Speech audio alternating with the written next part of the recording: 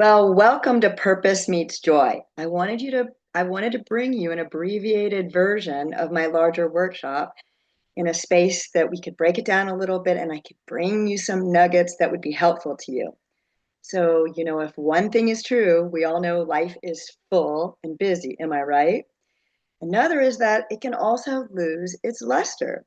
This happens when routine and caring for everyone else kind of clouds things for a while, for a season even. You weren't made for endless cycles and routines.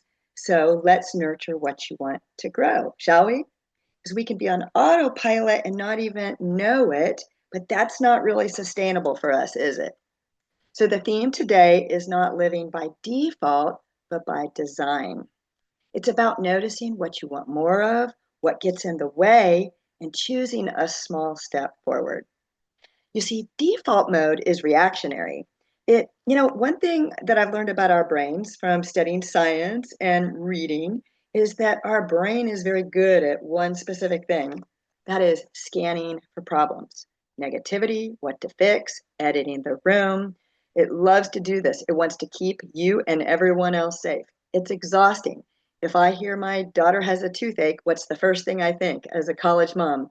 Oh no, I need to find a dentist up there in her college town. That's exhausting. We're scanning for problems. But we don't want to live out of the negative scanning or the fix it mode. We want to find that easy breezy girl inside.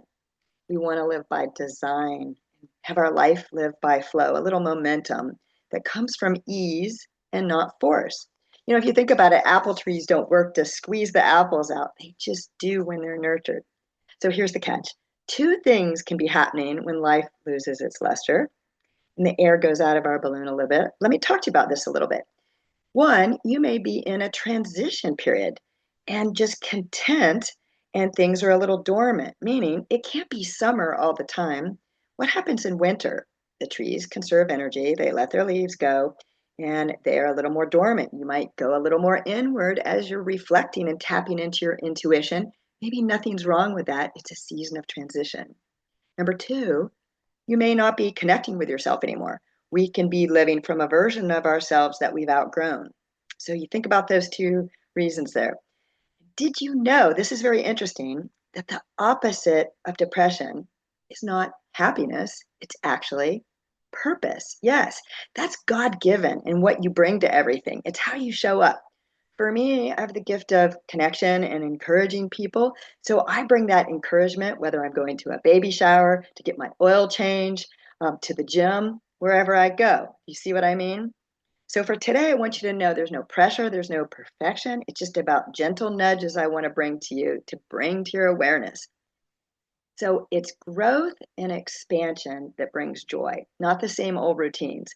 They may feel safe, but they're not energizing because if they were, you know how you think about, oh, if I could just get to the couch at the end of the day.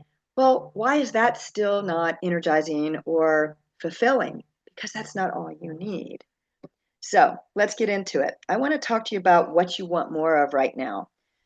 For instance, what's tapping you on the shoulder? That's a little inkling of what you'd like to bring to your life.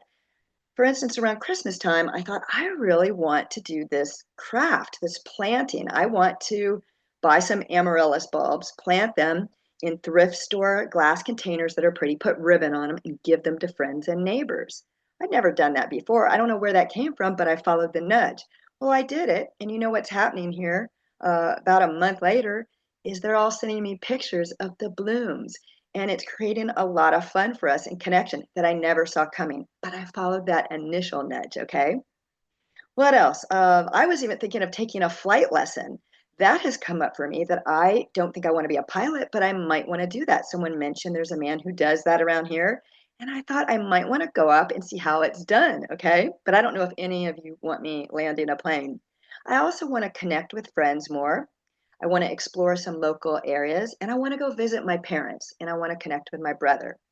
The other day, a friend came in town, and it was so fun because she said, let's go to these thrift stores that I love. And I hadn't been. So I went with her, and that lit me up. So this doesn't have to be about changing careers. So let's take a little bit of time to reflect. If you have a journal, I'm gonna give you a little time. But I know you could always pause this and think about this too. I want you to think about, again, what's tapping you on the shoulder that could be bringing meaning to your life. That, like me, I had the little nudges. You might think about these couple questions. Let me lead you through them. What brought you joy as a child? Okay, that's one. What's a day that you would love to repeat in life?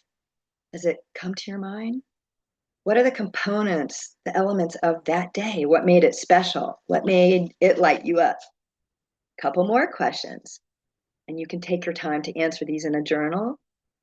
How about places to see? Like I mentioned, I want to explore some of our local areas within an hour of here. People to see. How about outdoor fun? For us in Florida, it's a little cooler instead of the hot, oppressive summer, and I might want to try some hikes. What about things to read? Is there a book in your bookshelf that you haven't finished, you want to get back into? What about things to make, like I did with the amaryllis bulb gift? What about things to watch that you've been interested? Maybe you've heard from another mom. So take a couple minutes to write down your insights and then share what comes up for you, because those are clues. Now, I'm going to move on to the second part. What are the energy leaks? What I mean by that is what's quietly draining your energy. I call them energy vampires. Let me tell you about this. There's two things. What is the narrative that's running in the background? You know, that like software that runs in the background of your computer. Is there a sentence or a narrative that's running in the background for you that's always kind of present and pokes at you? Give you a couple examples. I'm always tired. I'm not consistent. I should be more disciplined. My best days are behind me. Have you ever said any of those phrases? Those are some that I hear from people, and they're clues to what you want and what you don't want. Another way to examine it is with this number two. If I could just blank, I could blank. What comes up for you when I say that? When you spend a little time with that? Because naming that sentence or that narrative, whether it's mental load, guilt, lack of support, is the key to dismantling it. Another exercise I want to bring you is I want you to identify three things. Think about these. You don't have to do them all, but let these just soak in and see what stands out to you. One, what's one expectation you feel heavy on you? Two, what's one should? The should be disciplined, should be taking better care of myself. What's the shoulds? Those are exhausting. Three, what's one invisible pressure that you haven't even spoken out loud? This isn't a judgment zone. This is just awareness. But there's mind drama around that, right? So I want to free you of that. So get into a couple of minutes of quiet writing on that. And when you identify some of those things, that's the key to dismantling them. Because what you hear yourself say is what either you don't want or you want more of. And you will not enjoy a life lived out of exhaustion or responsibilities. It's not sustainable. If your thoughts are criticism, you will live in that world. So I want you to choose thoughts that create the atmosphere you want to live in. So you're thinking the third part of this workshop today is the how. Well, how do you reconnect? How do you do this? Okay, I've got you. What you do is we practice a new thought. You don't outsource your emotional state because your emotional state is what governs and shapes your life and how you show up for it and how you live it. So we're going to practice a new thought. And you don't need to power through. This isn't about willpower. Willpower is that push vibe. And we want the pull vibe out of desires. But what's the key to that? You're asking how? Okay, I got you. The key is we make goals and steps out of desires, not default. So we do this out of, listen, identity statements. Instead of willpower to muscle through, we'll form identity statements. Let me tell you what that sounds like. Okay, here's a couple examples for you. I'm a woman who makes healthy choices. I'm a woman who shows up as generous. I'm a woman who shows hospitality. I'm a woman who's a problem solver. I'm stronger than ever. Do you see the difference of that'll never happen for me? The best days are behind me. the sentence running in the background can't stand against these identity statements. Because when you say, I'm a woman who makes healthy choices, you're not saying I should go to the gym. When you are offered an invite to the gym or there's a class or an opportunity for a walk, you think to yourself, you're running it through your criteria filter of you're a woman who makes healthy choices. So that's going to naturally flow more and more out of you. It takes a little practice, but you'll see it happens.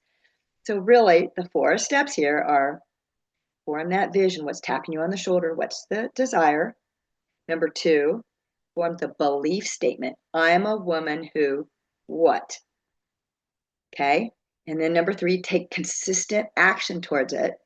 And 4, ditch the discomfort monster. And what I mean by that is anytime we stretch ourselves, do something new, it shows up. I want you to learn to surf that wave and expect it and let the wave go right over you and keep on keeping on because it always shows up. So the key really to more joy is from purpose and purposeful pursuits. It's to believe new things. Don't wait for permission. Let's live a life that's unmistakably yours. It's never too late to answer the call to that. And you know what happens when you do that? The spark comes back, spills into other areas, and a couple other things happen. Problems don't loom as large. They really don't, because you're filled up and more energized with that confidence and belief system. So those problems, you tend to handle them better. It's called emotional power, emotional wealth. And another part is emotional health. What comes from that? Being energized and feeling confident and alive in your life, that you are pursuing things by design and not default. You're going to show up better in all ways for yourself, and you're going to find you have more capacity. So don't disconnect from your true power.